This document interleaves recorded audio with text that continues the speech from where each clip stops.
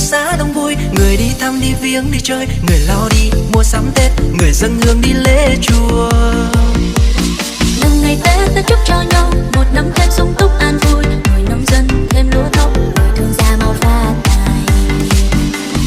Mừng ngày Tết trên khắp quê tôi, ngàn hoa thơm khoe sắc xinh tươi, đàn em thơ khoe áo mới chạy tung tăng vui pháo hoa. Mừng ngày Tết trên khắp quê tôi, người già trung gia bắc vô nam, dù đi đâu ai cũng nhớ phải chung vui bên gia đình.